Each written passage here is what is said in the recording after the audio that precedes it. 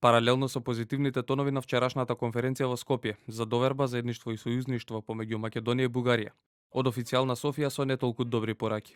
Бугарското МНР реагираше зошто председателот Стево Пендаровски имал средба со представници на ОМО и Линден. Според Бугарија, средбата била спротивна на договорот за добрососедство и пријателство подпишан во 2017 година. Но договорот кажува нешто друго. Ако тие граѓани имаат македонско државјанство, Македонија има право да се грижи за нив. Ова е наведено во членовите 4 и 5 од став 11. Председателот Пендаровски возврати: ниедна негова постапка не била против договорот за пријателство и добрососедство. Во соопштението по средбите наведено е дека имал средба со Сдружение на граѓани од Република Бугарија, а не со македонски здруженија од Бугарија. Реакцијата на Бугарија според Малинка Ристевска Јорданова од Институтот за европска политика е покажување на надмоќ од страна на Бугарија.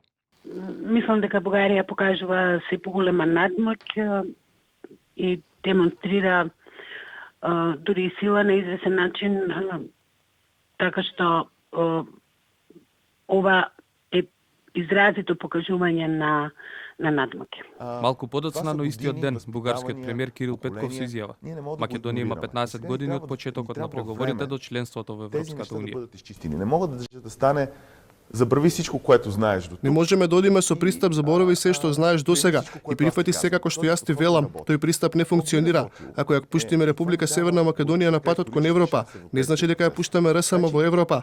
Има 15 години од едната до другата точка. По тие 15 години има 27 поглавја да се отворат. Овој став на Петков според Ристовска Јорданова значи дека Бугарија во било кој време може да ја блокира Македонија и е механизам со кој цело време ќе се следи спроведувањето на договорот. Нешто за што се противат земјите членки на Европската унија.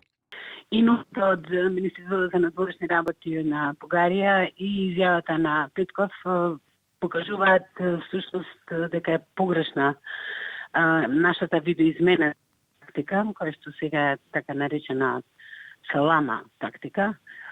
Односно ваквите отстапки водат една кон друга и не водат кон ни минимум достоинствено решение, туку воопшто не водат ни кон решение. Министерството за надворешни работи и владата молчат. Немаат никаков став за реакцијата на бугарското МНР, но изјавата на Кирил Петков дека Македонија чека долги години за влез во европското семејство. Од официјална Софија пак најавуваат, во вторник ќе има средба на една од новите работни групи, а 3 дена подоцна ќе се случи најавеното заедничко чествување на Гоце Делчев. На тој настан нема да присуствуваат премиерите Димитар Ковачевски и Кирил Петков.